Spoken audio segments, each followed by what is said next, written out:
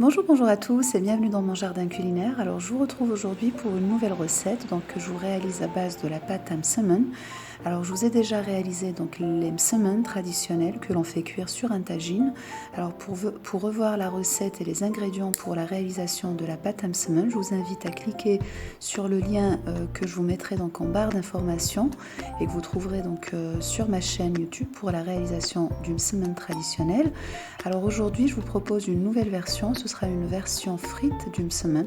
Donc ce sera un msemen qui va avoir une super belle texture, bien croustillante de l'extérieur, avec une magnifique dorure. Et puis à l'intérieur, ce sera des msemen qui vont être bien feuilletés, avec une texture bien tendre et bien moelleuse. Alors avant de passer à la réalisation de ces msemen, je vous invite à vous abonner si vous êtes nouveau sur ma chaîne en cliquant sur le bouton s'abonner et sur la cloche de notification. Moi je vous retrouve tout de suite pour la réalisation de nos msemen et à tout de suite.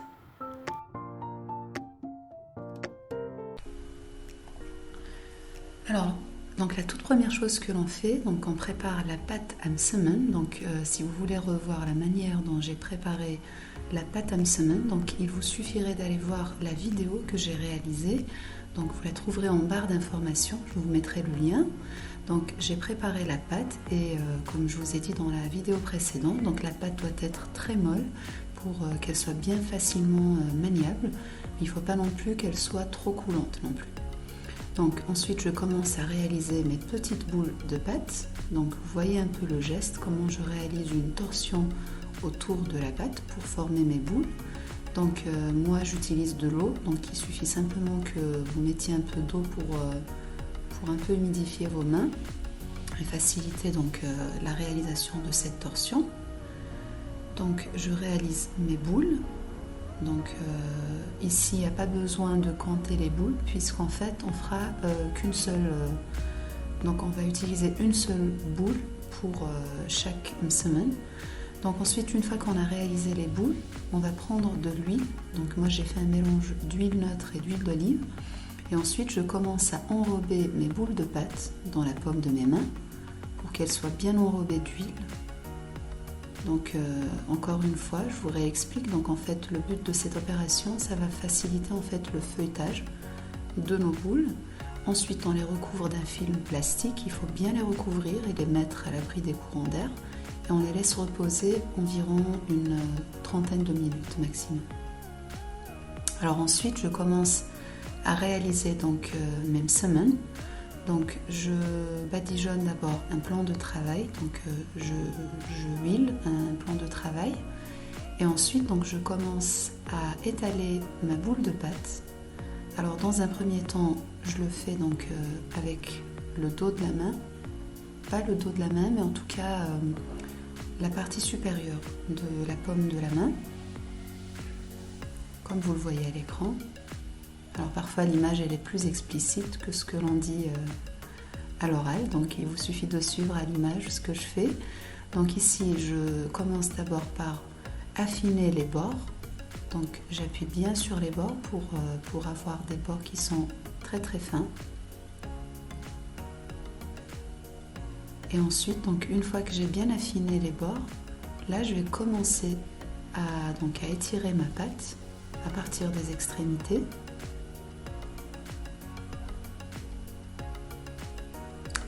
Comme je le fais ici, je commence à étirer ma pâte. Alors le but c'est de l'étaler le plus finement possible. De cette manière vous obtiendrez quelque chose de très très tendre en bouche à la dégustation. Et à mesure que l'on étire la pâte, alors il m'arrive parfois de passer la main comme ceci, en dessous, pour bien affiner le centre, le milieu, sans le déchirer bien sûr. Ici vous voyez que voilà, ici je réalise ce petit mouvement que je vous ai dit, j'essaie d'étirer par le milieu de sorte à l'affiner. Alors ensuite, une fois qu'on a bien affiné la pâte, on va commencer le pliage.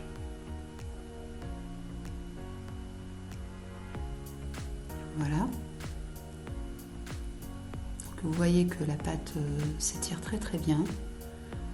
Ensuite, donc, ce que je fais, donc, dans un premier temps, je mets un peu d'huile au milieu. Donc ça va favoriser l'obtention d'un beau feuilletage. Donc de cette manière, la pâte va se séparer à l'intérieur, donc ça ne va pas se coller. Donc ensuite, je commence à plier. Alors le pliage, donc moi je le fais des 4 bords, bien sûr. Donc ici, la première chose que je fais, donc je plie vers l'intérieur, un premier côté. Et donc en fait, la particularité de Same Semen, c'est qu'en fait, je vais mettre un peu de sucre au milieu. Donc ça, bien sûr, c'est facultatif, vous pouvez ne pas le faire. Moi, je l'ai fait de cette manière, donc on obtient quelque chose de bien savoureux, de très gourmand. Donc là, je vais mettre mon sucre au milieu.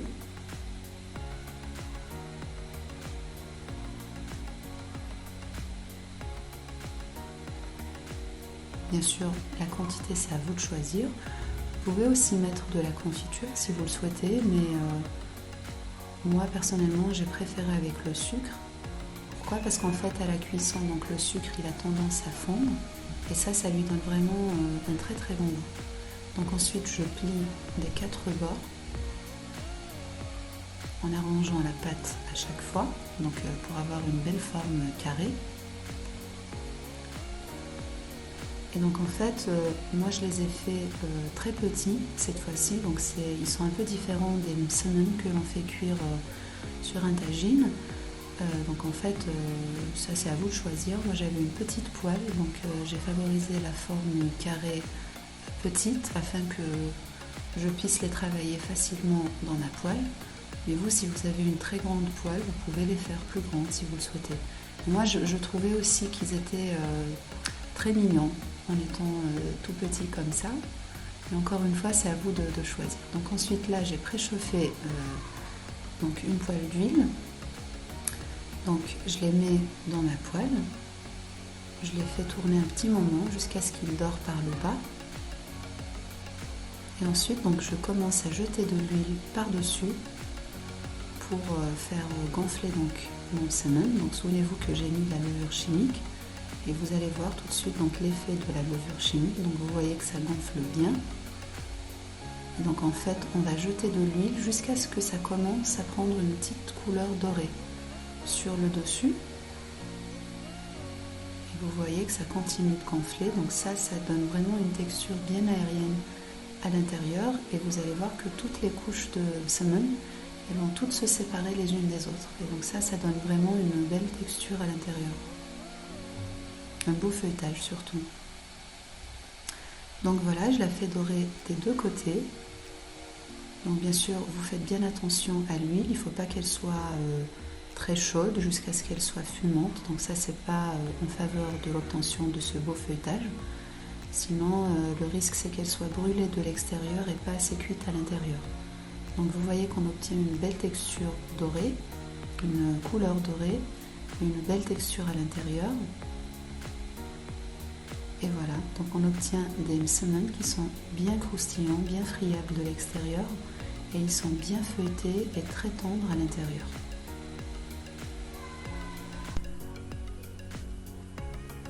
Alors donc voilà ce qu'on obtient donc à la dégustation. Donc ici je vous ai coupé donc un semen pour que vous puissiez voir ce qu'on obtient à l'intérieur. Donc comme je vous ai dit, donc le dessus était bien croustillant. Donc en plus, alors je vous garantis que même le jour d'après, donc les semen ils avaient bien gardé leur côté croustillant donc sur le dessus. Et puis l'intérieur, donc vous voyez que ça a une texture très très tendre. Et c'est bien feuilleté donc sur les différentes couches. Donc on arrive à bien les séparer les unes des autres. Donc comme je vous ai dit, c'est vraiment très très aérien. Et en plus, ils étaient vraiment super légers. Surtout du fait qu'on ne les a pas doublés. Donc on obtient vraiment quelque chose de super léger. Donc voilà ce qu'on obtient. N'hésitez pas à les refaire, donc ils sont très très faciles à refaire. Ils sont super bons, donc vous pouvez les servir aussi bien pour vos familles, vos enfants que pour vos invités.